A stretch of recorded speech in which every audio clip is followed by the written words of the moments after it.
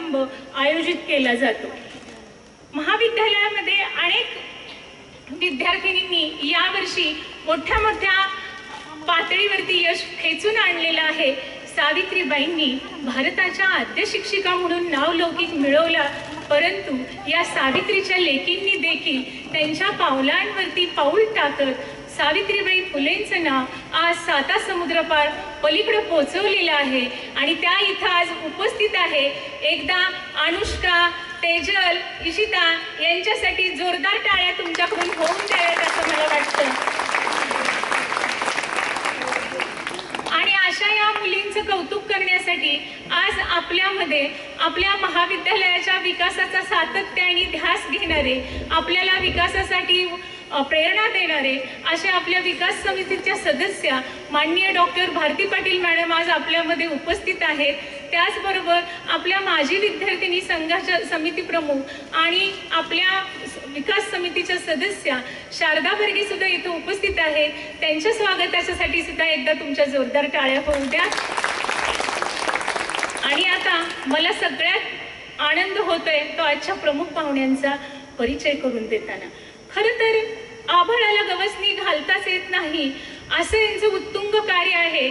जोपर्यंत व्यक्ती आपल्या सानिध्यात येत नाही, आपण फक्त ऐकत राहतो, त्यांच्याबद्दल कोणीतरी बोलतं म्हणून आपल्याला थोडं ऐकू कानावर पडतं, पण जेव्हा ती प्रत्यक्ष व्यक्ती आपल्याला भेटते तेव्हा त्याच्यामध्ये नक्की काय मोठेपण आहे हे आपल्याला कळतं। असंच काहीसं त्यांच्या पहिल्या भेटीत माझ्या मनाला वाटलं आणि माझ्या मनात अशा 1-2 ओळीच फुलल्या। असावी अशी ही आदम जिद्द, असावी अशी ही अदम्य जिद्द, आबाळ्यानेही घ्यावी ज्याची नोंद, असे हे आजचं व्यक्तिमत्व आहे डॉक्टर भावेश भाटिया सर, ज्यांचा परिचय मी अगदी थोडक्यात करून देणार आहे। भाटिया सर खरं तर मला खरंच कौतुक वाटलं त्यांचं। जेव्हा आम्ही बायोडेटा मागवला तेव्हा त्यातली पहिलीच ओळ आहे, डॉक्टर भाटिया इज 100% ब्लाइंड। पहा, आपण मी 100% अंध आहे हे सांगताना सुद्धा त्यांच्याकडे एक अभिमानासारखी गोष्ट आहे। माणसाला आपल्यातली कमतरता अशी वाटते की आपल्याकडे हे नाही ते नाही, पण त्यांच्या या वाक्यातूनच मला असं वाटलं की माणसं म्हणतात गुलाबाला काटे असतात, असं म्हणण्यापेक्षा काट्यांमध्येच गुलाब फुलतो असं इतका होकारार्थी सकारात्मक विचार का करत नाहीत बरं? भावेश भाटिया आहे असेच अनेक काट्यामधून फुललेले समृद्ध सर्व रंगांनी आणि सर्व सुगंधांनी नटलेले एक सुंदर फूल आहे असं मला या निमित्ताने तुम्हाला सांगावंसं वाटतं। डॉक्टर भाटिया यांचं कौशल्य कर्तृत्व तुम्हाला कळावं म्हणून मी थोडंसं औपचारिक त्यांची ओळख इथं तुमच्या पुढे मांडते। ते फक्त यशस्वी उद्योजकच नाहीत तर तुम्हाला आश्चर्य वाटेल ते यशस्वी खेळाडू आहेत, ट्रॅकर आहेत, कवी आहेत, शायर आहेत। एवढ्या सर्व गुणांनी संपन्न माणूस खऱ्या अर्थाने डोळस आहे असं मला या निमित्ताने सांगावंसं वाटतं। त्यांनी अतिशय छोट्या प्रमाणावरती सनराइज हा त्यांचा कॅन्डलचा उद्योग सुरू केला होता। आज भारताच्या 14 राज्यांमध्ये त्यांच्या 71 मॅन्युफॅक्चरिंग कंपनीज आहेत आणि त्यामध्ये सगळ्यात महत्त्वाची गोष्ट 9500 पेक्षा जास्त अंध लोकांना त्यांनी व्यवसाय म्हणजे मी असं म्हणते त्यांच्या उदरनिर्वाहाचं माध्यम उपलब्ध करून दिलेलं आहे। हा केवढा मोठा मानवतेचा गौरव आहे आणि हीच मानवता खरं तर त्यांच्या पुढे नतमस्तक व्हायला भाग पाडते। डॉक्टर भाटिया सरांनी 117 पॅरालिम्पिक मेडल्स मिळवलेले आहेत शॉर्टपुट, डिस्कस आणि जिव्हलिन थ्रोसाठी। विचार करा, तुम्ही सगळेच बरेच जण गोळाफेक भालाफेक करतो आपण, आपल्याला प्रश्न पडतो की हे जजमेंट कसं द्यायचं। मगाशी भाटिया सरांना आम्ही विचारलं, सर हे जजमेंट कसं येतं? तर ते काय म्हणाले माहितीये, मी समोर एक भिंत आहे आणि ती मला फोडायचीच आहे या हेतूने तो गोळा हातात घेतो आणि तो तितक्या वेगाने त्याच्यावर फेकतो। त्यामुळेच कदाचित आज 117 मेडल्स त्यांच्या नावावर मिळतात। त्यांनी 5000 पेक्षा जास्त शायरीज लिहिलेल्या आहेत। त्यांना 3 आंतरराष्ट्रीय आणि 18 राष्ट्रीय पारितोषिक मिळालेली आहेत। सगळ्यात महत्त्वाची गोष्ट, त्यांना अतिशय उच्च दर्जाचा समजला जाणारा राष्ट्रपती पुरस्कार आयुष्यामध्ये 3 वेळा मिळालेला आहे. 2014, 2016 आणि 2019. दिव्यांग भूषण पुरस्कार हा महाराष्ट्र शासनाचा पुरस्कार देखील त्यांना प्राप्त झालेला आहे. त्यांचं चरित्रात्मक पुस्तक जे आहे रुक जाना नहीं हे आपल्या ग्रंथालयात सुद्धा उपलब्ध आहे. सर, आम्हाला सांगायला आनंद वाटतोय. मुलींनी जरूर वाचलं पाहिजे आणि प्रेरणा घेतली पाहिजे. तेव्हा सगळ्यांनी लक्षात ठेवा, रुक जाना नहीं हे त्यांच्या पुस्तकाचं नाव आहे. त्याचबरोबर त्यांनी भगतसिंग कोश्यारी यांच्या हस्ते सुद्धा पारितोषिक मिळवलेलं आहे. त्यांच्या पुस्तकाचं प्रास्ताविक सुद्धा ह्या मोठ्या लोकांनी लिहिलेलं आहे.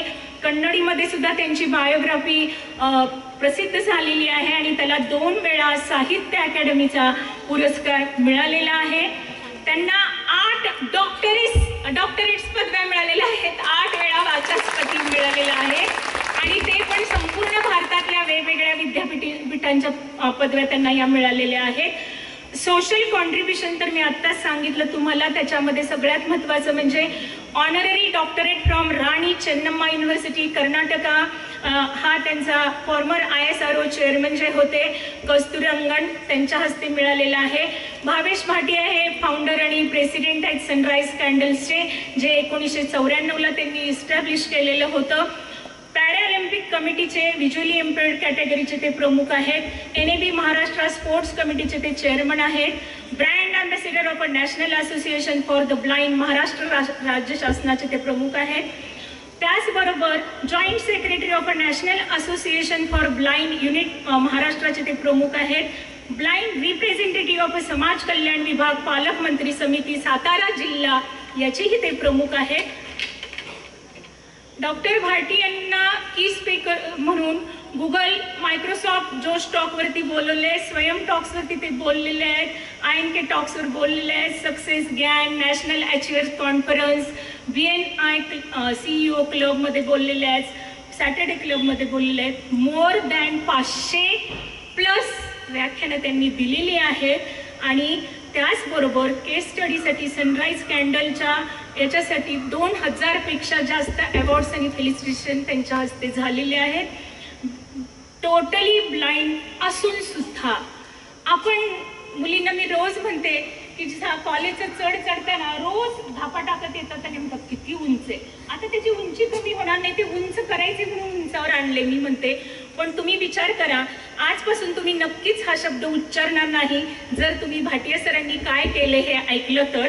टोटली ब्लाइंड असून सुद्धा त्यांनी माउंट किलिमंजारो आफ्रिकेतला आणि 2 वेळा त्यांनी स्टॉक कांगरी लेह लडाखचा, मीरा हिल नेपाळचं, आयलँड नेपाळचं आणि महाराष्ट्राचा सगळ्यात उंच म्हणून जो गणला जातो तो कळसुबाई कळस सुद्धा त्यांनी 9 वेळा चढलेला आहे.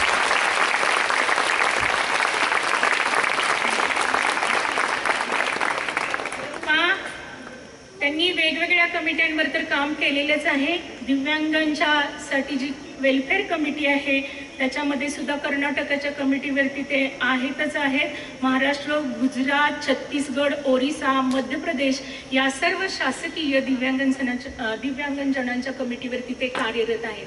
विचार करा, आज तुमच्या समोर बसलेली व्यक्ती जगातल्या सगळ्या संघर्षांना, सगळ्या संकटांना अगदी हसतमुखाने पार करून सुद्धा किती हिमतीने एवढं यश संपादित करू शकली आहे याचा आजपासून तुम्ही, मला एक शिक्षक म्हणून असं वाटतं, पावलोपावली विचार करावा आणि आपल्या दैनंदिन जीवनातल्या रोजच्या संकटांना शून्य समजून पुढे चालावं आणि जीवनाचं हे सुंदर रहस्य छानपैकी जगावं असं मी या निमित्ताने तुम्हाला एक आवाहन करते. शेवटी भावेश भाटी यांच्या बाबतीत असं म्हणेन, मला यावेळी विंदा करंदीकरांची खरोखरच कविता आठवते. त्यातल्या 4 ओळी मी इथं सांगेन. असे दांडगी इच्छा ज्याची, असे दांडगी इच्छा ज्याची, मार्ग तयाला मिळती 70, मार्ग तयाला मिळती 70. नजर रोखुनी नजरेमध्ये, नजर रोखुनी नजरेमध्ये, आयुष्याला द्यावे उत्तर, आयुष्याला द्यावे उत्तर. मी असं म्हणेन, ईश्वर नृत्यासाठी असणारा विलिंग्डन महाविद्यालय चषक हाही महाविद्यालयास या ठिकाणी प्राप्त झाला. त्याचबरोबर याच मध्यवर्ती युवा महोत्सवामध्ये एकपात्री अभिनयामध्ये प्रथम क्रमांक प्राप्त झाला. त्यानंतर पोस्टर मेकिंग या स्पर्धेसाठीही प्रथम क्रमांक प्राप्त झाला आणि मूकनाट्य या इव्हेंटसाठी उत्तेजनाचा क्रमांक महाविद्यालयास प्राप्त झाला होता. तसेच या स्पर्धेच्या अनुषंगाने आमच्या महाविद्यालयाच्या दृष्टीने आनंददायी बाब म्हणजे 3 विद्यार्थिनींना आम्ही शिवाजी विद्यापीठ संघाच्या ऑडिशनसाठी निवड चाचणीसाठी पाठवलं होतं. त्यापैकी शिंदे तेजल संदीप हिची शिवाजी विद्यापीठाच्या युवा महोत्सव संघामध्ये तिची निवड झाली आणि तिने इंद्रधनुष्य पश्चिम विभागीय राष्ट्रीय आंतरराष्ट्रीय युवा महोत्सवामध्ये शिवाजी विद्यापीठाचं नेतृत्व केलं आणि उत्तुंग स्वरूपाचं यश संपादन केलं. त्यामुळे साहजिकच यावर्षी विभागाच्या दृष्टीने ही अतिशय अभिमानाची गोष्ट होती. त्याचबरोबर 24 डिसेंबरला पुष्यगाव येथे सेवागिरी देवस्थान ट्रस्ट आयोजित युवा महोत्सवामध्ये महाविद्यालयाने 3 कला प्रकारामध्ये सहभाग नोंदवला. त्यामध्ये लोकनृत्य, पथनाट्य आणि भारतीय समूहगीत या तिन्ही कला प्रकारासाठी महाविद्यालयातील विद्यार्थिनींना प्रथम क्रमांकाचं बक्षीस या ठिकाणी प्राप्त झालं होतं. याचबरोबर विभागामार्फत यावर्षी शिक्षक दिन, भोंडला, दांडिया, कर्मवीर सप्ताहानिमित्त रांगोळी, मेहंदी, वक्तृत्व स्पर्धा, फोटोग्राफी स्पर्धा, त्याचबरोबर सावित्रीबाई फुले जयंती समारंभ, जागतिक महिला दिन, त्याचबरोबर आता आपण पाहतोय की गेल्या आठवड्याभर आपण जे विविध डेज उदाहरणार्थ school day, mismatch day, black and white day, twins day, western day, traditional day या दिनांचं आयोजन यशस्वीरित्या करण्यात आलं आणि आज दुपारी याच विभागामार्फत विविध गुणदर्शनाचा कार्यक्रम या ठिकाणी संपन्न होत आहे.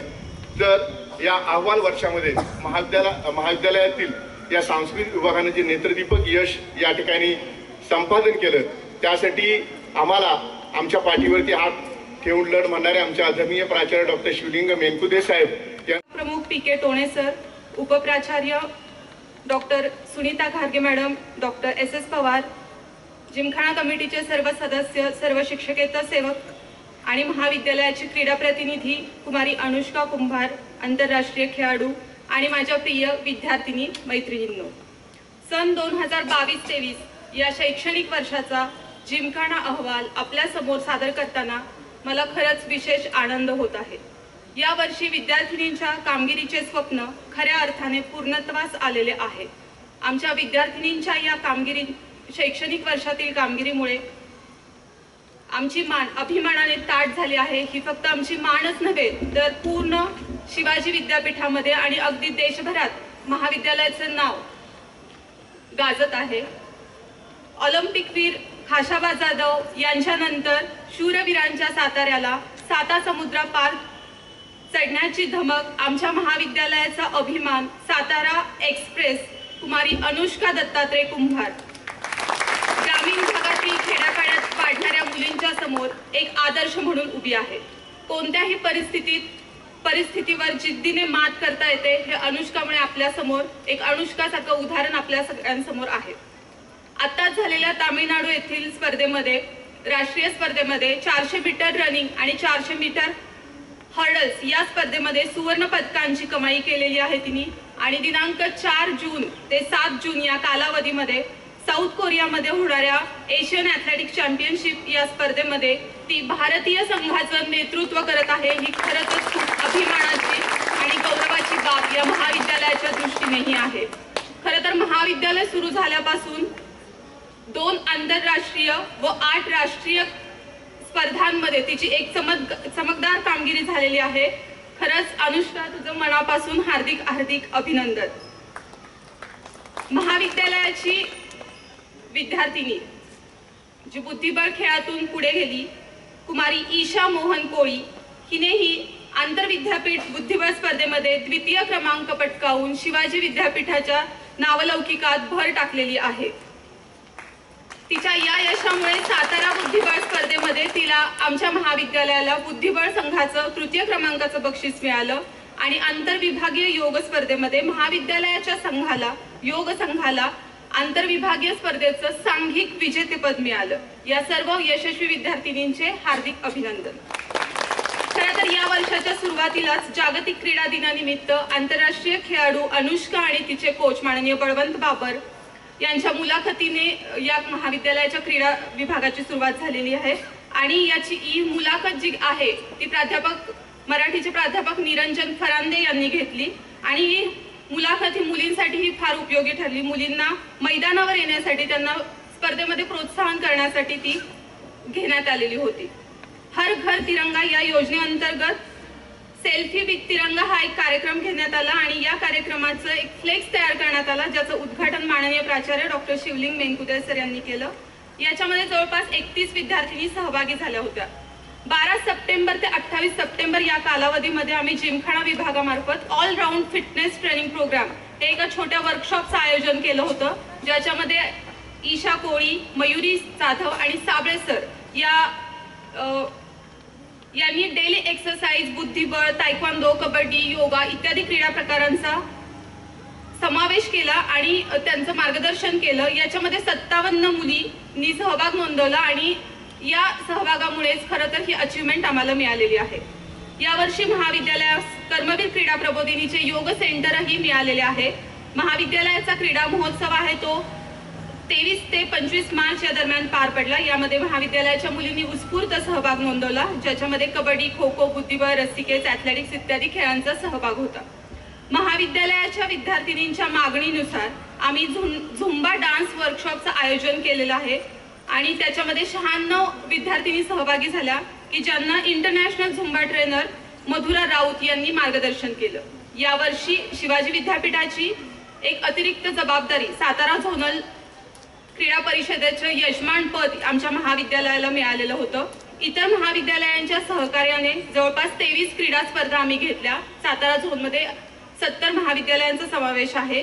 या महाविद्यालयाचे प्राचार्य डॉक्टर शिवलिंग मेनकुदे सर यांनी सातारा झोनचे चेअरमन म्हणून काम केलेलं आहे. यातील ॲथलेटिक्स हे 3 दिवसाचं एक मोठं नियोजन आमच्या महाविद्यालयाने पार पाडलं. दिनांक 2 ऑक्टोबर ते 4 नोव्हेंबर 2022 या दिवशी या स्पर्धा झाल्या, ज्याचं उद्घाटन शिवाजी विद्यापीठाच्या क्रीडा विभागाचे संचालक डॉक्टर शरद बनसोडे सर यांच्या हस्ते, तर समारोप डॉक्टर वंदना नलवडे, प्राचार्य आझाद कॉलेज सातारा आणि युवराज नाईक, जिल्हा क्रीडा अधिकारी यांच्या उपस्थितीत पार पडला. हे सर्व यश मिळवत असताना साहजिकच आम्हाला आमच्या महाविद्यालयाचे प्राचार्य डॉक्टर शिवलिंग मेनकुदे सरांचे मोलाचे मार्गदर्शन लाभलेले आहे. खूप प्रोत्साहन सरांनी आमच्या विद्यार्थिनींना दिलेलं आहे. प्रत्येक यशाच्या वेळी स्वतः त्यांना कम्युनिकेट करून पुढच्या स्पर्धेसाठी शुभेच्छा ह्या दिलेल्या आहेत. अनुष्काचं नेहमीचं अपडेट असतं. मी ज्या वेळी भेटेन त्यावेळी अनुष्काचं कुठल्या आता स्पर्धा आहेत, पुढचं काय नियोजन आहे ही विचारपूस सरांची नेहमीच असते. या महाविद्यालय विकास समितीच्या डॉक्टर भारती पाटील मॅडम यांचंही आम्हाला मार्गदर्शन मिळालं. ईशाला नेहमीच त्या कौतुकाने बघत असतात. आता पुढच्या स्पर्धा नेहमी त्यांचा एक सपोर्ट असतो आम्हाला. या महाविद्यालयाच्या जिमखाना कमिटीचे सर्व सदस्य अपना बायोलॉजिकल जन्म मिलता है और दूसरा जब उसको अपना विजन मिल जाता है, दिखता नहीं दिखता उससे कोई फर्क नहीं पड़ता, साइट है नहीं है उससे कोई फर्क नहीं पड़ता, जिंदगी में विजन का होना बहुत जरूरी है. और मेरे हिसाब से तो बिना विजन की जिंदगी मतलब बिना फ्यूल की कार की तरह है, उसका कोई मतलब नहीं है. कुछ भी काम शुरू करेंगे, हमारे गोल, लक्ष्य, उद्देश्य, विजन को लेकर हम आगे बढ़ेंगे तो तकलीफें आने वाली हैं, हर्डल्स आने वाले हैं, लेकिन इन तकलीफ और हर्डल्स पे मेरा मन यही बात कहता है कि अपनी उलझनों से ही हमें, जो हमारे प्रॉब्लम है, कि अपनी उलझनों से ही हमें अपनी मुश्किलों के हल मिले. जैसे टेढ़ी मेढ़ी शाखों से हमें ढेरों रसीले फल मिले और उसके खारेपन में कोई बात तो जरूर होगी, तभी तो जाके सागर से हर बार गंगा जल मिले. तो ये जिंदगी का जो खारापन है, ये जो हर्डल है, यही खरे हाथ में हमें मोटिवेट करते हैं आगे बढ़ने के लिए. लेकिन एक बात मैं बता दूं कि एक महिला हो या एक दिव्यांग हो, करीब करीब समाज का उसकी तरफ देखने का नजरिया आज से पहले बिल्कुल अलग था. वही लाचार बेचारा, लाचार बेचारी, अंध, अपंग, बस इन्हीं नामों से सबको संबोधित किया जाता था. शिवलिंग सर, वो बचपन में मैंने एक कहानी सुनी थी छोटी सी, कि जो सर्कस का हाथी होता है ना, उसको ऐसा बड़ा सा हाथी सर्कस में नहीं लाया जाता, उसको जो एकदम छोटा होता है तब उसको जंगल से पकड़ के लेके आया जाता है और वो बड़ा उछल कूद करता है, भागने की कोशिश करता है, तब उसके पैरों में जंजीरें बांध दी जाती है। उसकी तालीम शुरू होती है, वो सर्कस में अपने कर्तव्य दिखा सके, उसके लिए उसकी तालीम दी जाती है। उसके जो रिंग मास्टर उसको तैयार करते हैं, धीरे धीरे उसकी साइज भी बड़ी होती जाती है, लेकिन उसकी जो जंजीरों की साइज है वो उतनी रहती है। बचपन में तो कोशिश करता है कि उन जंजीरों को तोड़ दे, कोशिश करे, लेकिन वो नहीं तोड़ पाता, अपनी ताकत कम रहती है। लेकिन जब वो बड़ा होता है तब एक झटके में वो जंजीरों को तोड़ सकता है। लेकिन बचपन से वो जो मानसिकता बन गई ना कि मैं इन जंजीरों को नहीं तोड़ सकता, वो बड़ा होने के बाद भी उसी साइज की जंजीर उसके पैर में है, लेकिन वो फिर बाद में कोशिश ही नहीं करता। और खरे अर्थ में समाज में आपकी हो, जो सामने इतनी बड़ी संख्या में मेरी बहनें बैठी हुई हो, या हजारों लाखों करोड़ों की संख्या में जो दिव्यांग मित्र भारत के कोने कोने में बसते हैं, उनकी हालत भी यही हो चुकी है। अंध, अपंग, लाचार, बेचारा शब्द ही गलत है। मैं सिरे से नकारता हूं इन शब्दों को। आज 21वीं सदी में इस तरह से कोई प्रॉब्लम है भी तो बहुत कुछ करने के लिए है, लेकिन तकलीफें और परेशानियां तो उस दिन होती है जब हम अपनी शरीर की तकलीफों को अपने मन पे, अपने दिमाग पे ले लेते हैं। मेरे इन 35 सालों का सनराइज कैंडल के साथ का जो ये अनुभव है ना, मुझे बिल्कुल कहता है कि इन तकलीफों से हमारे जीवन में सिर्फ दो बातें हो सकती है, या तो हम बिखर जाते हैं या फिर निखर जाते हैं। तो हम बिखरने का इतिहास रचने से ज्यादा हम निखरने का इतिहास रचने की ओर आगे क्यों नहीं बढ़ सकते। और दोस्तों, इन तकलीफों और परेशानियों पे कविमन क्या खूब कहता है कि कौन कहता है, अरे कौन कहता है संग दिल को अश्क नहीं होते, हमने तो चट्टानों से भी झरनों को निकलते देखा है। और कौन कहता है तकलीफों में खुशियां नहीं मिलती, हमने कांटों पे गुलाबों को महकते देखा है। कौन कहता है जिंदगी में आगे बढ़ने को, अरे कौन कहता है जिंदगी में आगे बढ़ने को कांधा किसी का चाहिए ही चाहिए, हमने तो अक्सर कांधों पे सिर्फ जनाजों को निकलते देखा है। और कौन कहता है, अरे कौन कहता है मिट्टी ही जीवन का अंत है, हमने तो कई मजारों पे अनगिनत फूलों को खिलते देखा है, फूलों को खिलते देखा है। मेरी जिंदगी में भी जो हर्डल्स आए, स्पीड ब्रेकर आए, माँ उन दिनों मेरी सबसे बेस्ट फ्रेंड थी। उसने किसी ब्लाइंड या स्पेशल स्कूल में मुझे दाखिला न दिलाते हुए उस 4,500-5 हजार विद्यार्थियों, एबल बॉडी के विद्यार्थियों के स्कूल में मुझे दाखिला दिलाया। बड़ी लड़ाई होती उस 10-12 साल की उम्र में। वो ब्लाइंड अंधा करके चिढ़ाते, यूनिफॉर्म फाड़ना, लड़ाइयां होना, और फिर घर पे जाना, किताब एक कोने में फेंक के रोने की शुरुआत कि कल से स्कूल नहीं जाऊंगा। माता पिता की इकलौती संतान, डैडी दिहाड़ी मजदूर थे, तो और कोई ऑप्शन भी नहीं थे किसी प्राइवेट स्कूल में। तो सरकारी स्कूल में 4,500-5 हजार विद्यार्थियों के बीच में पढ़ता था और वहां रोने की शुरुआत करता। तब माँ, जो मेरी सबसे बेस्ट फ्रेंड थी, शारदा बहन, भारती बहन, उन दिनों माँ सर पर हाथ फेर कर एक ही बात कहती कि भावेश, तू दुनिया को नहीं देख सकता, इसका मतलब ये नहीं यहाँ तकिए में मुंह डालकर रो, अरे घर से बाहर निकल और कुछ ऐसा करने की कोशिश कर, कुछ हटके करने की कोशिश कर कि जिस दुनिया को तू नहीं देख सकता, एटलीस्ट वो दुनिया तेरी तरफ देखने की शुरुआत करे। और माँ के आशीर्वाद ही थे कि 16 साल की उम्र में, अब बात चलिए तो शिवलिंग सर कुछ रिसर्च वाली भी बात बच्चों को बताते हुए चलता हूं कि जब माँ सर पर हाथ फेरती है ना तो बाल यूं बड़े बड़े हो जाते हैं, लेकिन इसके विपरीत जब बीबी सर पर हाथ फेरती है तो मेरी हालत देख रहे हो क्या हो रही है। कुछ और भी रिसर्च है गर्लफ्रेंड वाले, अगले साल मैं जरूर आपको बताऊंगा। तो माँ के आशीर्वाद ही थे कि with my one sighted friend, जिसको एक ही पैर था, हम दोनों ने टेंडम साइकिल बनाया। अनुष्का बहन 2 पेडल वाली साइकिल, उसका काम था हैंडल और ब्रेक संभालना, और पीछे बैठकर मैं पेडलिंग करता। और इस तरह से नागपुर, महाराष्ट्र से नेपाल, काठमांडू और वापस नागपुर, हमने 6,000 किलोमीटर की साइकिल टूर की 45 दिनों में, एज ऑफ 16 साल की उम्र में, जिसको लिम्का बुक के साथ और कई रिकॉर्ड बुक में दर्जा दिया गया। लेकिन ये हर्डल, स्पीड ब्रेकर, परेशानी, तकलीफ, ये जो शब्द है ना, कभी अकेले नहीं चलते, वो पूरे परिवार के साथ चलते हैं। और मेरे साथ भी यही हुआ एक तरफ तो एमए इकोनॉमिक्स और एमए साइकोलॉजी की फर्स्ट क्लास की दो डिग्रियां थी, लेकिन मां नहीं थी। उन्हीं दिनों मां का 4 स्टेज ब्लड कैंसर से निधन हो चुका था। लाखों रुपए का कर्जा, 50-50 हजार के इंजेक्शन मां की कीमोथेरेपी के लिए अमेरिका से मंगाए जाते थे। टाटा हॉस्पिटल मुंबई में ट्रीटमेंट चलती थी। मां को तो नहीं बचा सके, लेकिन मां और डैडी बिल्कुल फुटपाथ पे थे। इन परेशानियों के चलते डैडी जिंदगी भर के लिए स्किज़ोफ्रेनिया के मरीज हो चुके थे, उनको संभालना था। लेकिन बचपन से क्रिएटिविटी की चाह, 14-15 साल की उम्र में कुछ ये फैंसी कैंडल्स को छूने का मौका मिला और मां के आखिरी तक कहे हुए वो प्रेरणादायी शब्द के कुछ अलग करने की कोशिश करना। फिर मैंने कोई नौकरी ढूंढने की कोशिश नहीं की।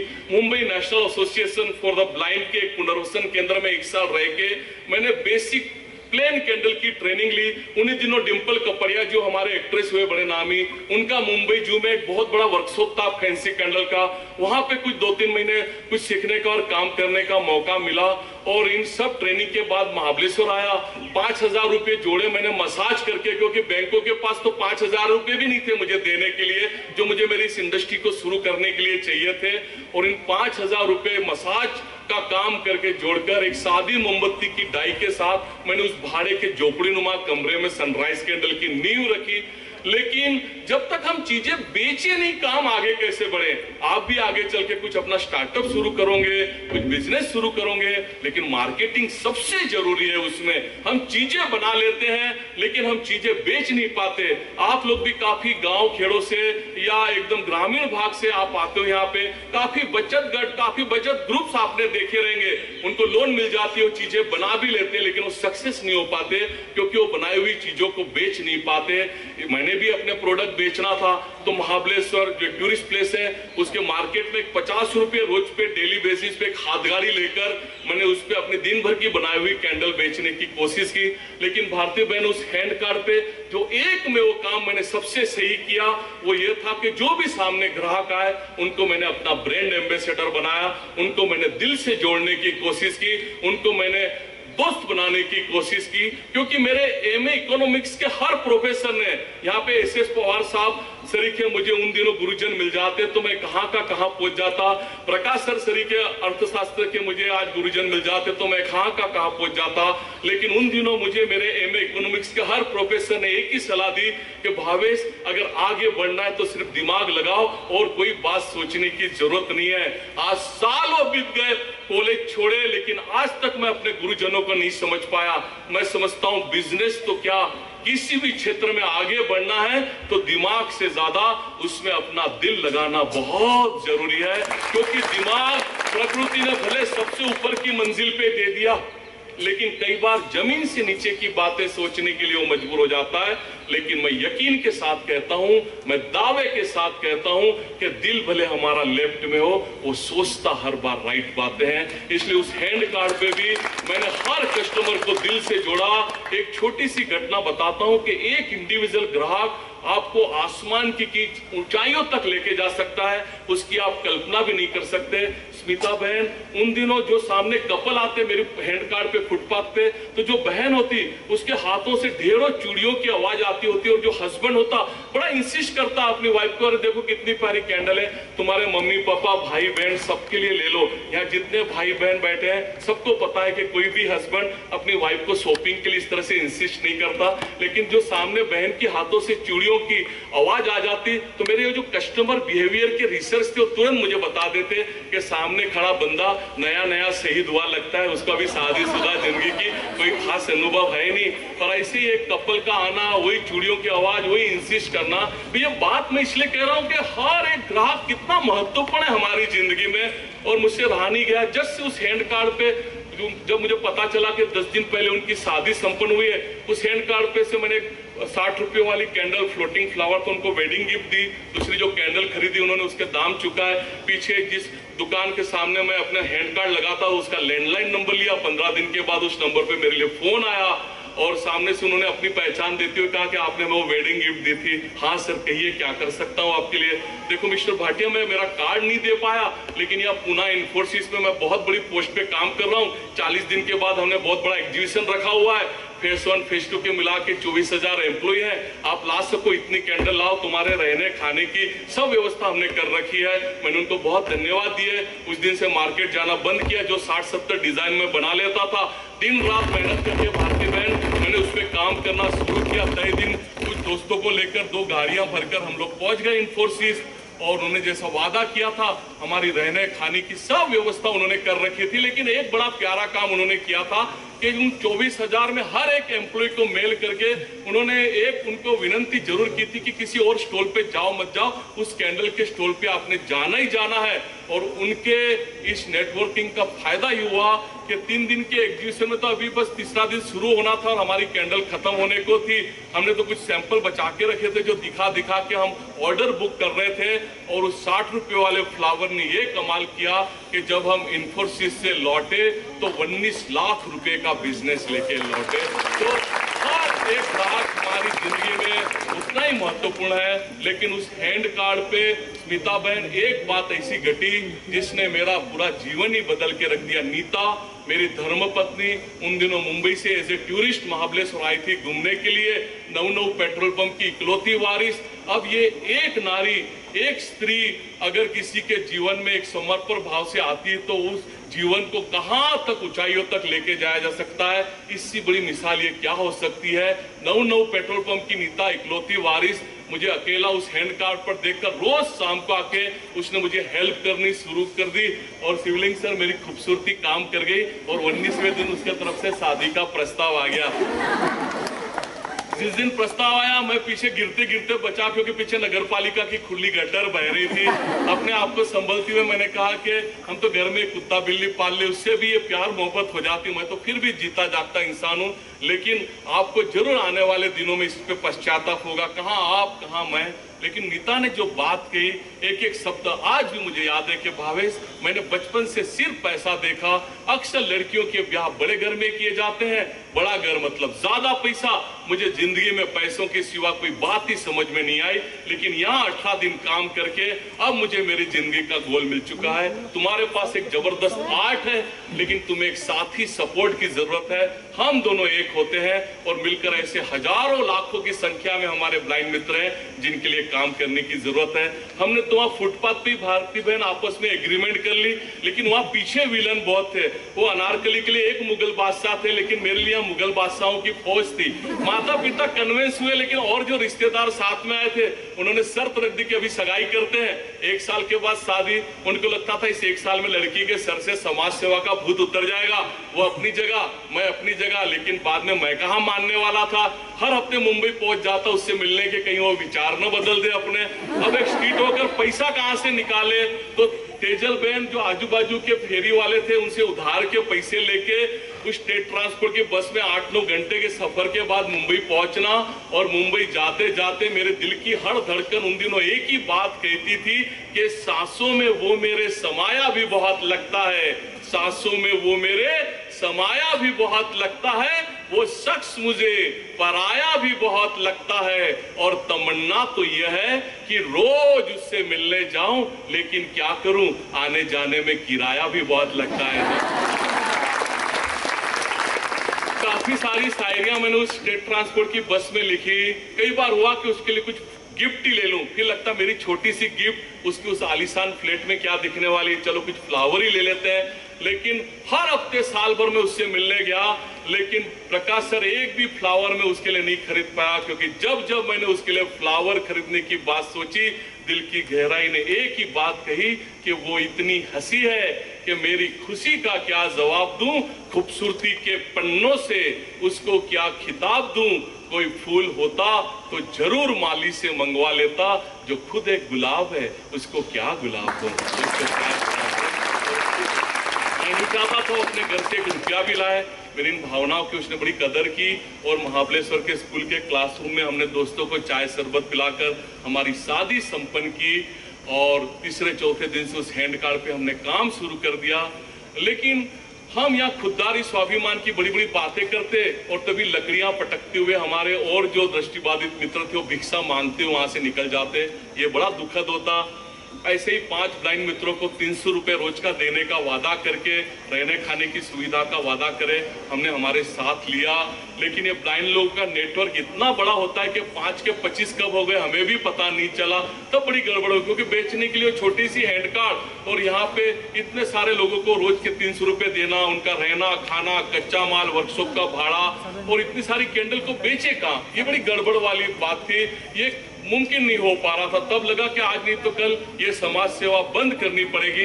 लेकिन उन्हीं दिनों मैंने डॉक्टर अब्दुल कलाम साहब की रेडियो पे एक बहुत सुंदर स्पीच सुनी थी और उसकी एक लाइन मुझे इतनी अच्छी लगी जिसको मैंने अपना गुरु मंत्र बनाया कि इंतजार करने वालों के हाथ में उतना ही आता है जितना कोशिश करने वाले छोड़ दिया करते हैं। वाट पाहणाऱ्यांचे हातात तेवढाच येतो जेवढा प्रयत्न करणारे छोड़ून देता।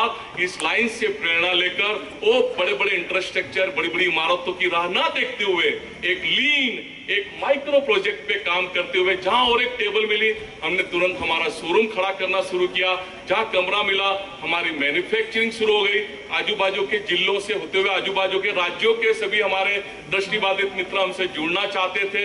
हमने कंपनी को डिजाइन ही इस तरह से किया कि इसमें कोई मालिक नौकर न हो। जितना मैन्युफैक्चरिंग का काम था नंग पे डाला गया, मार्केट पूरा डिडक्शन पे डाला गया कि बनाओ उतना आपका, बेचो इतना आपका। जहां जहां टूरिज्म था, फुटफॉल था, भीड़ थी, शिरडी तिरुपति से लेके नैनीताल, ऊटी, कोडाई, हर जगह हमारे आउटलेट खुलने लगे। और उसका नतीजा ये हुआ कि जो एक डिजाइन से हमने कभी शुरुआत की थी, आज सनराइज कैंडल 10,700 से ज्यादा डिजाइन प्रोड्यूस करती है।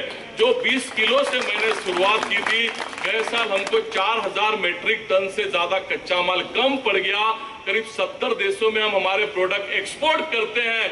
14 राज्यों में 71 हमारी मेन मैन्युफैक्चरिंग यूनिट चलती है। और सबसे खुशी की बात है कि एक 15-20 हजार से लेके 50-60-70 हजार रुपए के मंथली इनकम के साथ 9,500 से ज्यादा मेरे ब्लाइंड और दिव्यांग मित्र मेरे साथ काम करते हैं। जो घर इनको संभालने के लिए तैयार नहीं थे, आज काम करके पैसा भेजकर वे लोग अपने घर संभालने लग गए। और हम ईश्वर खुदा को थैंक यू क्यों ना कहें कि उन्होंने 2 के बदले ये 10-10 आंखें बख्श दी। ठीक है ना, नहीं दिखता, लेकिन आज हमारी बनाई हुई कैंडल पूरे जहां को रोशन कर रही है। उससे ज्यादा खुशी की बात और क्या हो सकती है। लेकिन मैं जो सबसे जरूरी बात आपसे कहना चाहता हूं कि ये जो अपॉर्चुनिटी, संधि तक, ये जो शब्द है ना, कभी आके हमारा दरवाजा नहीं खटखटाते, हमें खुद हमारी अपॉर्चुनिटी क्रिएट करनी पड़ती है। ऐसा ही एक वाकया हुआ भारती बहन, जब हमें रिलायंस के तरफ से एक नेशनल अवार्ड घोषित हुआ, उसके बाद उनके तरफ से 51 लाख का चेक भी ऑफर हुआ। हमने कहा चेक नहीं, आप हमें काम दीजिए। ये बात उनको इतनी अच्छी लगी कि 2008 से टिल टुडे रिलायंस इंडस्ट्री की हर न्यू ईयर गिफ्ट बनाने का हमें मौका मिला।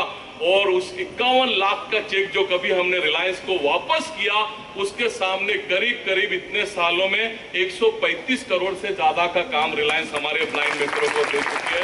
इससे बहुत अपॉर्चुनिटी हुई। 2012 में सत्यमेव जयते की शूटिंग हुई, आमिर खान जी की बड़ी प्रचलित सीरियल थी, उसका एक पूरा एपिसोड हम पे बनाया गया।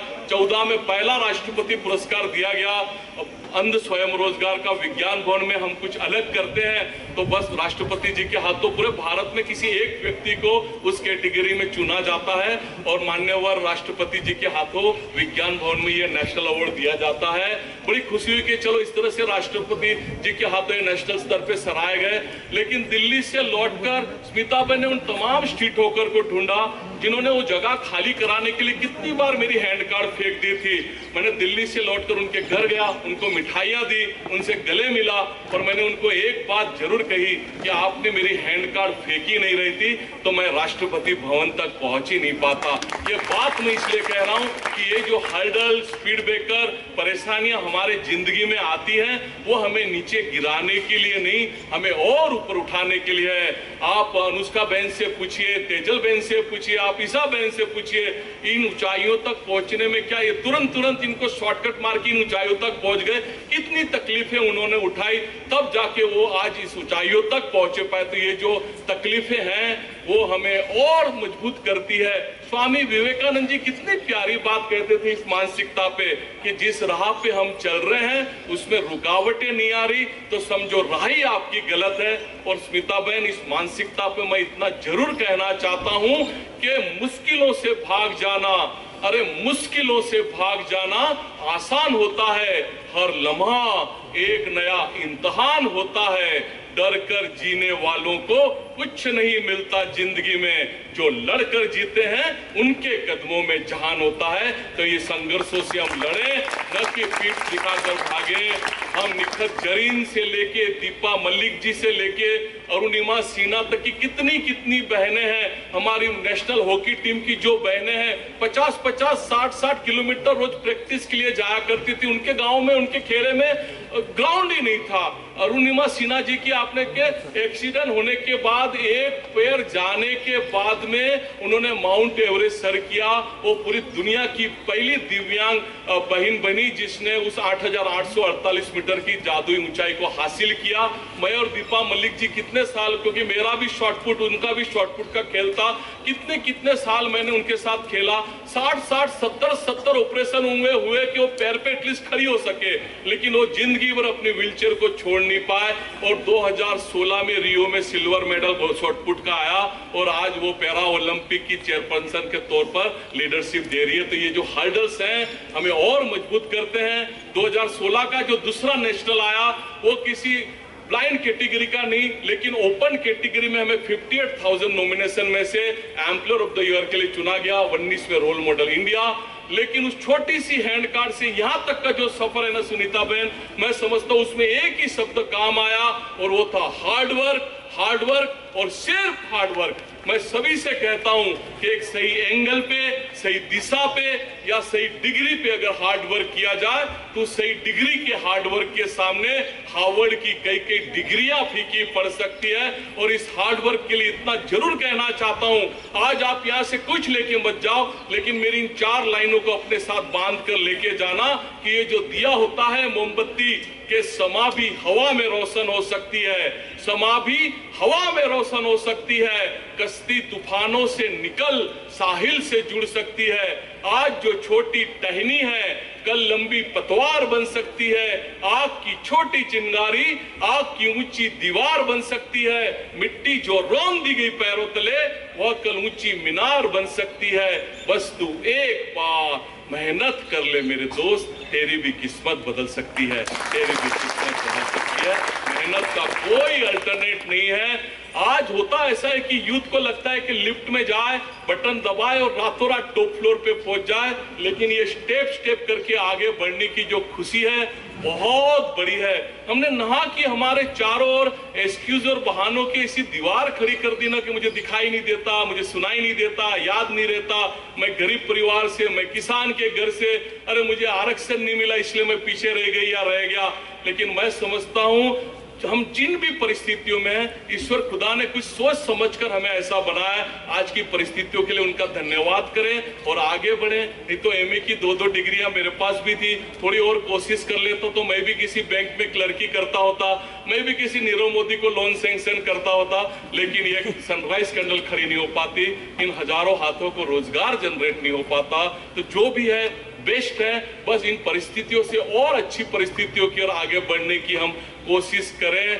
आपने 3 इडियट फिल्म देखी रहेगी, सबने देखी रहेगी, बहुत प्यारी फिल्म थी, मैंने भी मेरी वाइफ के साथ देखी।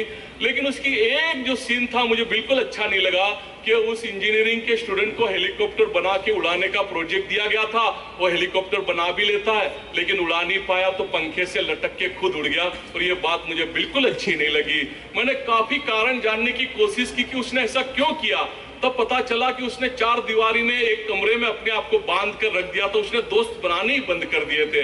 दोस्तों ये जरूरी नहीं है कि जिस भी क्षेत्र में हम आगे बढ़ेंगे हमें सफलताएं मिलेंगी।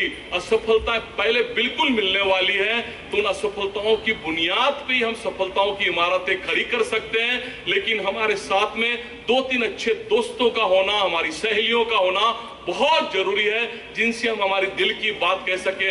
हमारे गुरुजन हमारे अच्छे दोस्त बन सकते हैं, हमारे पेरेंट्स या हमारे साथ पढ़ने वाले जो दूसरे भाई बहन हैं वो हमारे अच्छे दोस्त बन सकते हैं।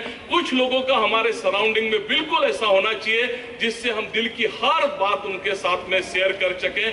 फिर भी कभी जीवन में असफलताओं के चलते कुछ गलत विचार आपके दिमाग में आए तो आज का दिन याद करके चाबी के उस गुच्छे को आप याद कर लेना, जिसमें 30, 40, 50, 60 कितनी भी चाबियां हो, लेकिन कई बार उसकी आखिरी चाबी भी ताला खोल देती है। तो हम अंतिम क्षण तक प्रयत्नशील रहें, कोशिश करते रहें। आज नहीं तो कल सफलता हमें जरूर मिलेगी।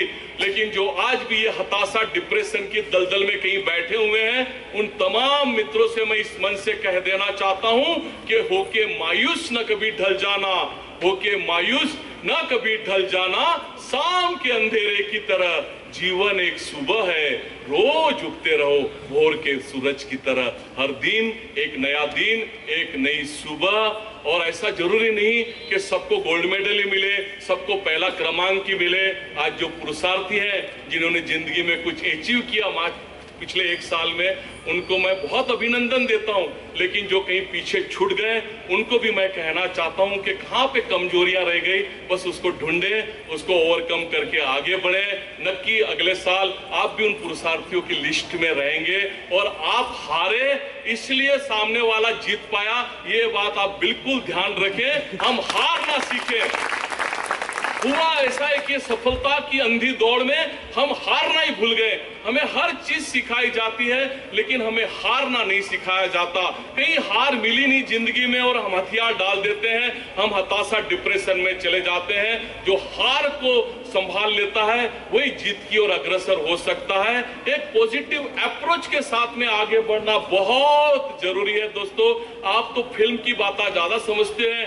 किसी फिल्म में शायद ओम शांति ओम में शाहरुख खान एक कायनात का नाम लेता है, एक ताकत के बारे में वो कहता है कि इस पृथ्वी पर के जो हमारे विचारों को पूरा करने के लिए तत्पर होती है, ये कायनात हो या हजारों और नाम हो सकते हैं, लेकिन बिल्कुल एक ताकत है जो हमारे विचारों को पूरा करने के लिए बड़ी तत्पर होती है। तो फिर हम अच्छा क्यों ना सोचें, पॉजिटिव क्यों ना सोचें, एनर्जी क्यों ना सोचें। अगर अनुष्का बहन पहली बार फील्ड पे होती और दौड़ने से पहले वो कहती कि मैं जीत ही नहीं पाऊंगी, मैं हार जाऊंगी, तो उनको कोई दुनिया की ताकत लगा देते लेकिन उनको नहीं जीत पाया। लेकिन एक दृढ़ संकल्प के साथ, एक पॉजिटिव अप्रोच के साथ में उन्होंने आगे बढ़ना शुरू किया कि मैंने गोल्ड मेडल लाना ही लाना है, तो फिर उनको दुनिया की कोई ताकत हरा नहीं सकती। इसी पॉजिटिव अप्रोच के साथ में हमने आगे बढ़ने की जरूरत है। होता ऐसा है कि दूसरों की बुराइयां और दूसरों की वीकनेस ढूंढते ढूंढते फिर जाने का वक्त आ जाता है और फिर इतना ही कहना पड़ता है कि मैं अपने अंतिम दिनों में बस यही सोचता रहा कि धूल तो चेहरे पे थी, मैं नहा की आईना पोंछता रहा। आईना साफ है दोस्तों, हम अपनी चेहरे की धूल को साफ करें, मतलब हमारे अंदर जो वीकनेस है, जो बुराइयां हैं, उसको कम करें, उसको ओवरकम करें और आगे बढ़ने की कोशिश करें।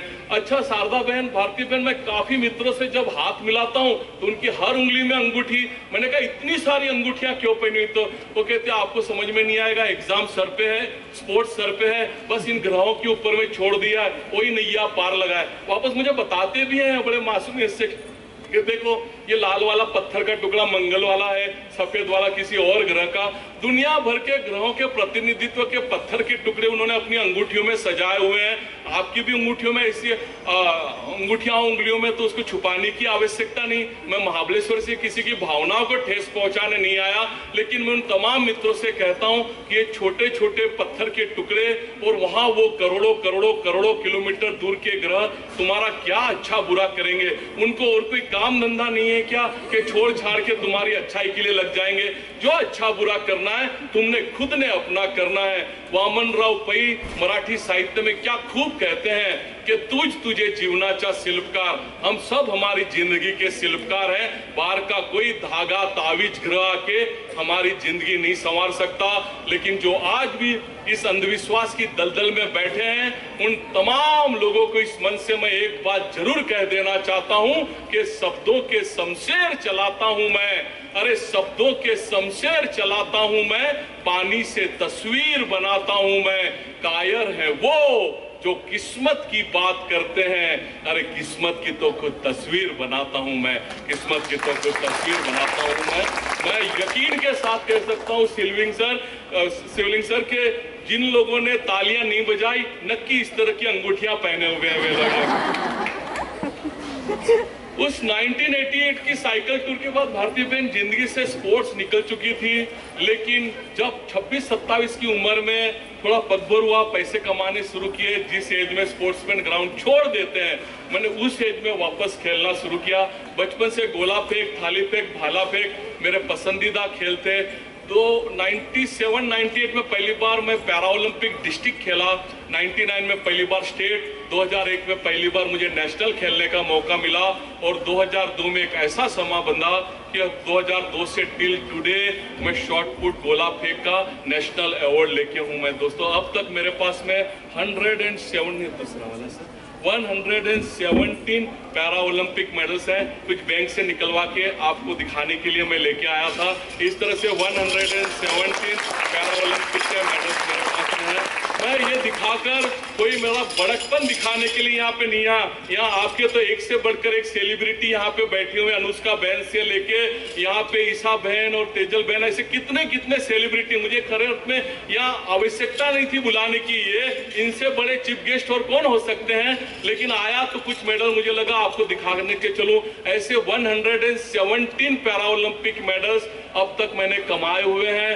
आज भी मैं शॉटपुट का नेशनल रिकॉर्ड लेके हूं। जब पहला गोल्ड मेडल आया भारती बहन, तो मेरी वाइफ ने कहा कि आपको 10 किलोमीटर ट्रैवल करके जिम तक जाना पड़ता है, महाबलेश्वर कितना अच्छा हो, जिम ही आप तक आ जाए। उसने घर पे एक जिम लगा दी।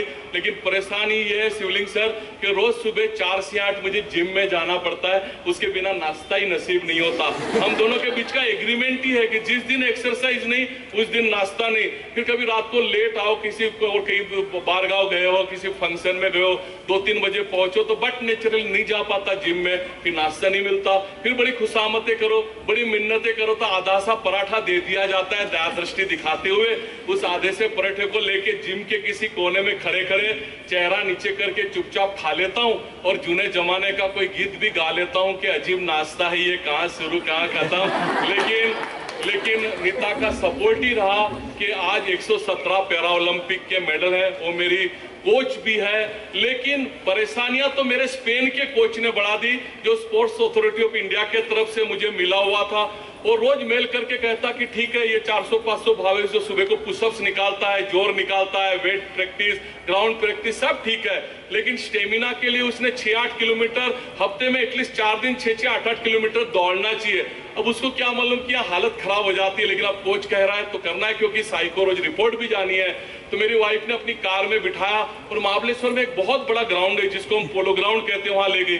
उसने कहा 800 मीटर का एक ग्राउंड है, तुम 10 राउंड लगाओ, तुम्हारी दौड़ की प्रैक्टिस पूरी हो जाएगी।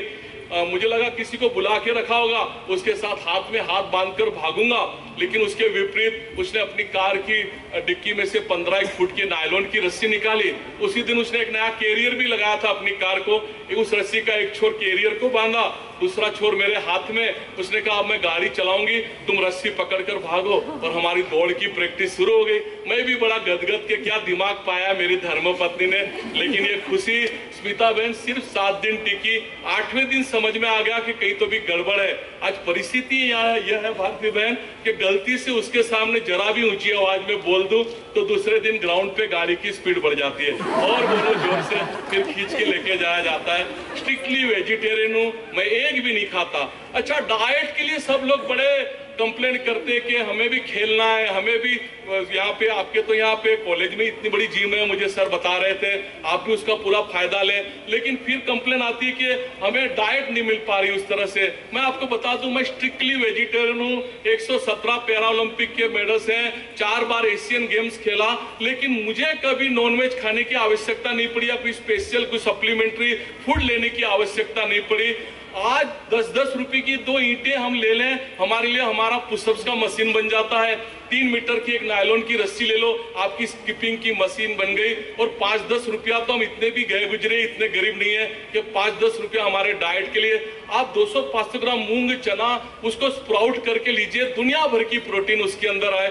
मैं अच्छे से जापान चाइना के अच्छे अच्छे प्लेयर से खेला, 150-150 200-200 किलो के, वो एक बार में सुबह पूरा चिकन खत्म कर देते थे और मैं उनके बाजू में स्प्राउट का बाउल लेके नींबू निचोड़ के खा रहा था। लेकिन मैं कितनी बार उनको हराया। और कई बार ऐसा भी होता था शिवलिंग सर के शॉर्टकट मारने के चक्कर में उन्होंने कहीं पे इंजेक्शन ले लिए, कहीं दवाइयां ले ली और आगे चल के डोपिंग में पकड़े गए और अच्छा कैरियर उनका बन सकता था, लेकिन ये शॉर्टकट के चक्कर में उन्होंने पूरा खत्म कर दिया। तो ये शॉर्टकट काम नहीं आने वाला। बस हम कदम कदम करके, स्टेप करके, मेहनत करके आगे बढ़े। हर कोई चीज आपको थाली में पिरोस कर नहीं मिलने वाली, लेकिन आप किसी की भी बायोग्राफी, जो भी सक्सेसफुल है, उन व्यक्ति की बायोग्राफी उठा लो। उन्होंने जिंदगी में अथाक श्रम, अथाक परिश्रम और अथाक संघर्ष किए, तभी जाके वो आसमान की बुलंदियों तक पहुंच पाए। अभी अनुष्का बहन से मैं सर की ऑफिस में बात कर रहा था, आप हुसैन बोल्ट की बायोग्राफी पढ़िए, उसमें एक पैराग्राफ में वो कहते हैं कि मुझे अपने रिकॉर्ड को तोड़ने में बहुत मजा आता है। 19 Guinness book of world record उनके नाम से है। लेकिन मुझे बिल्कुल यकीन है कि आने वाले दिनों में, अभी 2024 तो शायद मुश्किल लगता है, लेकिन 2028 में हम अनुष्का बहन को ओलंपिक का गोल्ड मेडल के साथ बिल्कुल हमारे बीच में देखेंगे। और तेजल बहन, आपने अभी, आप तो फिल्म में काम कर रहे हो, आप सीरियल में काम कर रहे हो, आपने आगे चलकर थोड़ा वक्त जरूर अनुष्का बहन के निकालना है, क्योंकि उनका आगे चल के बायोपिक भी तो बनानी है हमने, है ना। तो तेजल बहन, आपने बिल्कुल उसमें आपका योगदान देना है। और बस आप सब लोग बहुत आगे बढ़िए। मुझे यहाँ बुलाया इसके लिए मैं खरे अर्थ में आपकी कॉलेज का बहुत धन्यवाद करता हूँ, क्योंकि हमें तो अक्सर शिवलिंग सर और लास्ट की बेंच भी नसीब नहीं होती, लेकिन आपने यहाँ सामने बिठाया, ये जो मान सम्मान दिया, ये एक अकेले भावेश का मान सम्मान नहीं, लेकिन ये लाखों करोड़ों दिव्यांग मित्र जो देश के कोने कोने में रह रहे हैं, उनका मान सम्मान है। उनके तरफ से मैं आपको बहुत बहुत बहुत धन्यवाद करता हूँ। और आप सबके प्रति मेरे मन में जो कृतज्ञता के भाव है, वो मुझे ये कहने के लिए बिल्कुल मजबूर कर रहे हैं कि जब सभी शहंशाह अपनी अपनी कब्रों में भूत बनकर बैठे होंगे, जब सभी शहंशाह अपनी अपनी कब्रों में भूत बनकर बैठे होंगे, हम समुद्र सिंधु के पानी में बूंद बनकर बैठे होंगे। और सदियां बीते, अरे सदियां बीते, जब सुल्तानों के नामों निशान नहीं होंगे, तब भी सावित्रीबाई फुले महाविद्यालय आप घर घर बंद किताबों में अक्षर बनकर बैठे होंगे, अक्षर बनकर बैठे होंगे। आपस में मिलना जरूरी है। जिस तरह से इन सब मान्यवरों ने प्यार, आत्मीयता और मैत्री के धागों में आप सबको बांध के रखा है, ये आपस में मिलना बहुत जरूरी है। मित्रों, मिलने से रास्ते निकलते हैं। दुनिया में ऐसा कोई प्रॉब्लम नहीं है जिसको सॉल्यूशन नहीं है।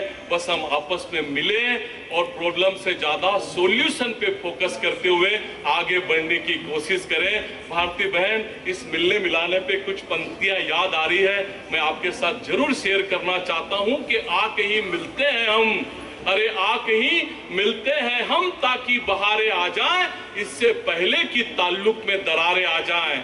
आके ही मिलते हैं हम, ताकि बहारें आ जाएं, इससे पहले कि ताल्लुक में दरारें आ जाएं। और ये जो खुददारी का मैला सा अंगोछा है मेरा, बेच दूं इसको तो कई कारे आ जाएं। दुश्मनी हो तो ऐसी हो कि कोई एक रहे, लेकिन ताल्लुक हो ऐसा कि पुकारे आ जाएं। जिंदगी दी है तो बस इतनी मोहल्लत भी दे दे कि दोस्तों का कर्ज उतारें फिर आ जाएं। और मुमकिन है इन्हीं में कहीं हम लेटे हों, ठहर जाना, अगर रास्ते में कोई मजारे आ जाए, आके ही मिलते हम ताकि बहारे आ जाए। आपस में मिलना जरूरी है, मिलने से रास्ते निकलते हैं। कुछ बातें स्मिता बहन ने बताई माउंटेनियरिंग की। जब 2011 में नेहरू माउंटेनियरिंग से ट्रेनिंग ली, उसके बाद में माउंट एवरेस्ट का बेस कैंप और एडवांस कैंप, अफ्रीका खंड का सबसे ऊंचा शिखर माउंट किलिमंजारो, स्टोक कांगरी 2 बार, दलसुबाई 9 बार, काफी शिखर मैंने तय किए। अभी हम लोग और आगे की उस माउंट एवरेस्ट के समिट पूरा क्लियर करने के लिए हम लोग अग्रसर हो चुके हैं। लेकिन काफी सारे मेरे दोस्त हैं, ये फोटोग्राफ्स देख के मुझसे कहते हैं कि भावेश आपको डर नहीं लगता, हाथ स्लिप हुआ तो गए तुम नीचे, 8-10 हजार फुट नीचे गिर सकते हो। मैं उनसे एक ही बात कहता हूँ कि भाई मुझे दिखता तो मैं जरूर डरता, है ना। तो ये जो वीकनेस है, ये कमजोरी है, ये खरे अर्थ में कमजोरी नहीं, ये हमारे लिए स्ट्रेंथ है। हमारे अंदर भी कुछ न कुछ, हम सबके बीच में ईश्वर खुदा ने कुछ न कुछ ऐसी वीकनेस हमारे सब में है, लेकिन उस वीकनेस को हम हमारी स्ट्रेंथ बनाएं, हमारी ताकत बनाएं, आगे बढ़ने की कोशिश करें। वंस अगेन, यहाँ पे जितने पुरुषार्थी हैं जिन्होंने कुछ अचीव किया है, उनको सबको मैं हृदय की गहराइयों से बहुत बहुत अभिनंदन देता हूँ। लेकिन थोड़े के लिए जो कहीं पीछे छूट गए, उनको जरा भी हताश होने की जरूरत नहीं। अगले आने वाला साल, आने वाला दिन, आने वाली क्षण आपकी है। जी जान से आप आगे बढ़ने की कोशिश करें। तेजल बहन, अनुष्का बहन और हमारी ईशा बहन तरीके जो हमारे सेलिब्रिटी बहनें हैं, उनको मैं बहुत बहुत अभिनंदन देता हूं। बस उनके नक्शे कदम पर चलते हुए आप आगे बढ़े। इतना बड़ा गुरुजन, इतने सारे मार्गदर्शक आपके लिए सतत अथाक प्रयत्न कर रहे हैं। इनका कोई 8 घंटे का जॉब नहीं है, ये 24 घंटे 365 दिन आपके उत्थान के लिए काम कर रहे हैं। बस इनसे ज्यादा प्रेरणा और मार्गदर्शन लेकर आप आगे बढ़े। स्मिता बहन, आपका बड़ा धन्यवाद करता हूं कि इस ऊर्जामय कार्यक्रम में आपने फोन करके मुझे निमंत्रित किया। आपने जो अचीवमेंट बताया आपकी बहनों के, बस इसलिए मैं ना नहीं कह सका और मैं वहां पे खींचा चलाया आप सबके बीच में। लेकिन आखिर में बहनों, आखिर में मित्रों, जो भी यहाँ पे सब उपस्थित हैं, एक बात बता दूं कि जो शुरुआत में मैंने कहा था विजन वाली बात, जिंदगी में कुछ हो ना हो, विजन का होना बहुत जरूरी है। लक्ष्य, उद्देश्य, टारगेट, विजन, मंजिल, कुछ भी नाम ले लो, लेकिन उस विजन का हमारी जिंदगी में बहुत उपयोग है, बहुत जरूरी है। और अंत में इसी विजन पे कुछ लाइनें कहते हुए मेरी वाणी को विराम देना चाहूंगा कि मंजिलों को कभी है न बताओ, मंजिलों को कभी है न बताओ, अरे मंजिलों को कभी है न बताओ कि तुम्हारी तकलीफें कहाँ है, लेकिन तकलीफों को ये जरूर बताओ कि तुम्हारी मंजिलें कहाँ है। हमारा जीवनाची जी वाट आहे, ती वाट कुठेतरी भरकटण्याची शक्यता नाकारता येत नाही। आणि मला जीवनामध्ये यशस्वी व्हायचं असेल, मम्मी थे बहुत आगे बढ़िए, बहुत आगे बढ़िए।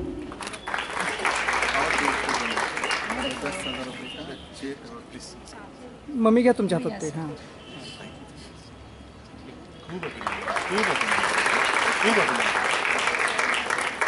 एक एक घेत राहा दीदी, एक एक घेत राहा समोर दीदी,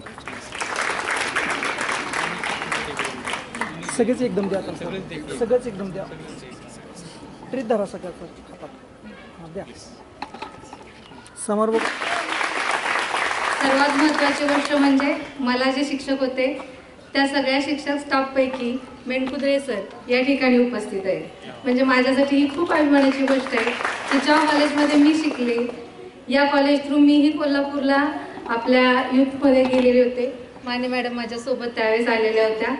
त्यानंतर जागतिक दिन, एड्स जागतिक दिन 1 जानेवारी, यावेळेस ज्या राज्यस्तरीय वक्तृत्व स्पर्धा घेण्यात आल्या होत्या, त्यामध्ये मी आपल्या कॉलेजचं प्रतिनिधित्व करून राज्यस्तरीय वक्तृत्व स्पर्धेचं पहिलं बक्षीस मिळवलं होतं।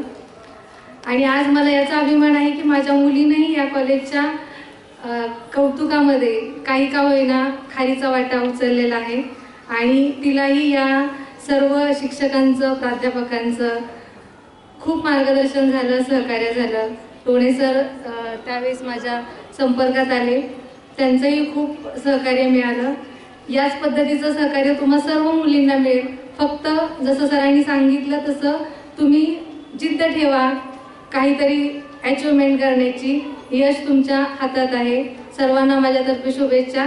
आणि आज ज्या ज्या मुलींनी ज्या ज्या क्षेत्रामध्ये उत्तुंग यश मिळवलेलं आहे त्या सर्व मुलींना माझ्याकडून त्यांचं हार्दिक अभिनंदन. याही पुढे त्यांनी अशीच यशाची वाटचाल मिळावी. धन्यवाद. इव्हन मी पंजाबला गेले होते तेव्हा पण मला म्हणजे पैशाची गरज होती, कारण तिथल्या खर्चासाठी. तर तिथे मला कॉलेजने देखील 5,000 रुपयाची मदत केली होती. त्यामुळे आपण जर का ताकदीने मेहनतीने प्रयत्न केले ना तर कॉलेज खंबीरपणे उभं राहणार. याची मी आत्ता सही जरी मला कुणी मागितली ना तर मी त्या कागदावर लिहून देते, एवढी गॅरंटी आहे मला. आणि मी अजून पण सांगेन की मुखनाट्य हा प्रकार आहे जो आपल्या या कॉलेजमध्ये होतो. त्याच्यामध्ये आता मुलींना 3रा क्रमांक प्राप्त झाला, 4था क्रमांक प्राप्त झाला. ते करायला मी घाबरत होते, कारण की तोंड फुटलं जातं, नाकातून रक्त येतं, डोक्याला लागतं. पण हे करण्यासाठी मी जेव्हा युनिव्हर्सिटीमध्ये गेले तेव्हा मला ॲक्टिंग येते, मी भरतनाट्यम केलं, त्यामुळे मला एक्सप्रेशन येतात, म्हणून मला त्यांनी मुखनाट्यामध्ये घेतलं. आता उद्या माझा परफॉर्मन्स आहे स्टेजवरती जायला. आणि आज रात्री आमची थंडीच्या ह्याच्यामध्ये ग्राउंडवरती प्रॅक्टिस होती. आणि 1 सेकंद पण त्याच्यामध्ये खूप महत्त्वाचा असतो, कारण 5 मिनिटाचं मुखनाट्य असतं, त्याच्यामध्ये आपण स्टोरी पूर्ण दाखवत असतो. तर 1 सेकंदामध्ये तो मुलगा पाय वरती घेतो आणि मी त्याला उचलत असते. त्या मुलाचा पाय 1 सेकंद आधी आल्यानंतर माझ्या हनुवटीला त्याचा पाय लागून माझे दात वरती ओठांमध्ये अडकले होते. आणि हे जरी झालं असलं तरी तिथे जे मला सपोर्टिव्ह करणारे शिक्षक होते ते एवढेच मला म्हणाले, म्हणजे त्यांचं वाक्य माझ्या एवढंच लक्षात आहे, जेव्हा मरायला येशील तेव्हा सांग, तोपर्यंत काही सांगू नको. त्यामुळे तुम्ही स्वतःला जेवढं कॉन्फिडन्स बनवता येईल ना ते सगळं विद्यापीठामध्ये मिळतं. पण त्याआधी आपल्याला सुरुवात इथून करायला लागते. आणि सर जसे म्हणाले भावे सर की संधी स्वतः निर्माण करायची, तसंच मी सांगेन की ही संधी मी स्वतः निर्माण केली. कारण आम्हाला लावणीसाठी लाभलेला कोरिओग्राफर आशुतोष कीर्तीकर याला मी स्वतः फोन केला की दादा आता काही काम आहे का. आणि यावरून त्यानं मला सांगितलं की अशी आपण लावणी बसवतो तर तू येशील का. त्यानंतर माझी पुढची सगळी प्रोसेस टोणे सरांनी आणि शेख सरांनी केली. आपल्याला हे जे अनमोल रत्न लाभलेत ना त्या सगळ्यांचा तुम्ही लाभ घ्या, मी एवढंच सांगेन. आणि ॲक्टिंगमध्ये आपल्या कॉलेजला एकपात्रीमध्ये पहिल्यांदाच प्रथम क्रमांक मिळालाय. त्यामागचं कारण पण पंकज काळे सर आहेत, ते वेगवेगळ्या सिरियल्समध्ये काम करतात. पण त्या व्यक्तीबद्दल मी एवढंच सांगेन की कॉलेज सुटल्यानंतर ना आपल्या इथे हॉल आहे, त्या हॉलमध्ये आम्ही रात्री 8 ते 10:30 पर्यंत प्रॅक्टिस करायचो. पाऊस येत असताना देखील आम्ही प्रॅक्टिस करायचो. आणि कधी कधी हॉल नाही भेटला तर सर स्वतः मला घरी येऊन शिकवत होते. म्हणजे एवढं सगळं आपल्याला मिळतं, तर तुम्ही या सगळ्याचा लाभ घ्या. आणि आज सरांच्या केबिनमध्ये आम्ही 3घी जणी होतो. मला असं वाटते पुढच्या वर्षी केबिन भरला पाहिजे, बाहेर मुलींची रांग लागली पाहिजे. सर आम्ही पण एवढं यश मिळवू. धन्यवाद. आपणही वरती आला तरी चालेल. बहुत आगे बढ़े, ढेरों अभिनंदन. स्पर्धा सहभाग अशा उत्तुंग यशाबद्दल निशा कोळी या ठिकाणी सत्कार संपत्र आणि 10,000 रुपये सुश्रुत. तृतीय क्रमांक जाधव अनुजा प्राध्यापक निरंजन फरादे सर यांचा या ठिकाणी सत्कार होतो.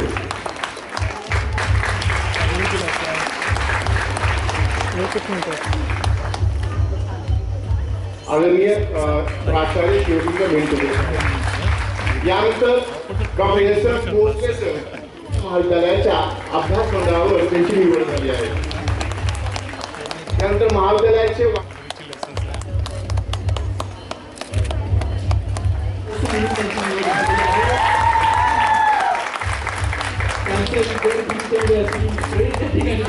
यानंतर डॉक्टर होणारे प्राध्यापक यांची बनसोडे सर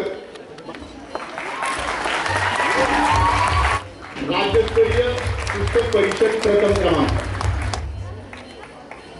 यानंतर मराठी विभागातील बाबत जयश्री सुरेश मराठी विभाग शिवाजी विद्यापीठ मराठी शिक्षक संघ उत्कृष्ट प्रमाणपत्र.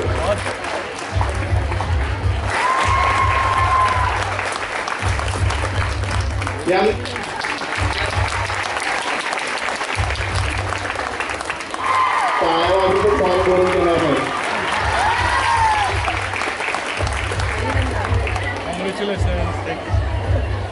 Basic life support. त्यानंतर जर्नलिझम हार्डवेअर अँड नेटवर्किंग.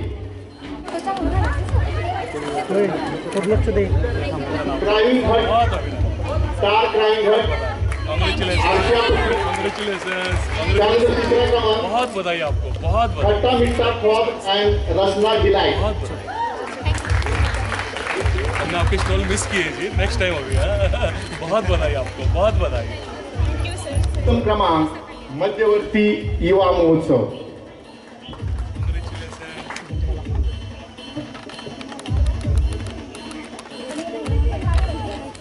म्हणजे एकच अनुष्काने यावर्षी वर्ल्ड ॲथलेटिक अंडर 20 चॅम्पियनशिपची अमेरिकेमध्ये झाली. सुरुवातीच्याच टप्प्यामध्ये महाविद्यालयात आल्या आल्या त्यामध्ये ती सहभागी झाली होती. चौथ्या एशियन अंडर 19 चॅम्पियनशिप कुवेत येथे झाल्या. तिथं मिडले रिले या गटात प्रथम क्रमांक आणि 400 मीटर रनिंग या गटामध्ये तृतीय क्रमांक मिळाला. आणि ही आमच्या महाविद्यालयाची आणि तिची वैयक्तिक आंतरराष्ट्रीय अचिव्हमेंट. अनुष्काची साई बेंगलोर कर्नाटका येथे नॅशनल कोचिंग कॅम्पसाठी निवड झालेली आहे. महाराष्ट्र स्टेट मिनी ऑलिम्पिक स्पर्धेमध्ये 400 मीटर रनिंग स्पर्धेमध्ये तिचा द्वितीय क्रमांक आहे. खेलो इंडिया अंडर 19 स्पर्धेमध्ये ज्या भोपाळ येथे झाल्या त्या स्पर्धेमध्ये 400 मीटर स्पर्धेमध्ये ती प्रथम क्रमांक आलेला आहे. सातारा झोनल स्पोर्ट्स कॉम्पिटिशन ज्या आम्ही स्वतः ऑर्गनाईज केलेल्या त्याच्यामध्ये 400 मीटर रनिंग आणि 400 मीटर हर्डल्समध्ये ती प्रथम क्रमांक प्राप्त होऊन ती पुढच्या स्पर्धेसाठी क्वालिफाय झालेली. ऑल इंडिया इंटर युनिव्हर्सिटी ज्या चेन्नई येथे झाल्या त्या स्पर्धेमध्ये 400 मीटर हर्डल्स या स्पर्धेमध्ये तिला द्वितीय क्रमांक, जो चेन्नई येथे झालेल्या आंतरविद्यापीठ स्पर्धेमध्ये 2 राष्ट्रीय रेकॉर्ड बनवून तिने 4x400 मीटर रिले या प्रकारात कांस्य पदक मिळवलेलं आहे. तिरुमन्नालाई तामिळनाडू येथे झालेल्या ज्युनियर ॲथलेटिक्स स्पर्धेमध्ये 400 मीटर धावणे आणि 400 मीटर हर्डल या प्रकारामध्ये तिने आत्ताच प्रथम क्रमांक, काल परवाच ती आलेली आहे, प्रथम क्रमांक मिळवला आहे. आणि आता ती दक्षिण कोरियाला स्पर्धेसाठी जात आहे. या स्पर्धेसाठी तिला महाविद्यालयाच्या वतीने शुभेच्छा आणि या सर्व क्रीडा प्रकारांसाठीही शुभेच्छा. माननीय डॉक्टर भारत भाटिया की याच्यापेक्षा व्यक्ती मोठी असू शकत नाही अनुष्काला मेडल देण्यासाठी. पॅरा ऑलिम्पिक प्लेअर आम्ही तिच्यासाठी आज इन्व्हाइट केलेले आहेत असं म्हणायला काही हरकत नाहीये. या भाटिया सरांनी अनुष्काचं कौतुक करावं.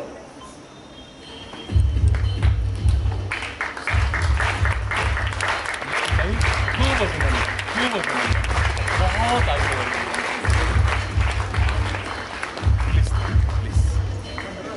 खूब कॉन्ग्रेचुलेशंस।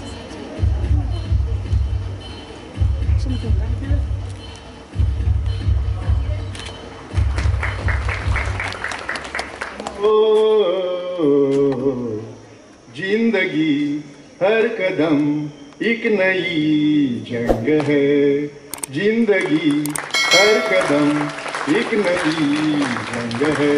ओके, मिलेंगे अगले साल.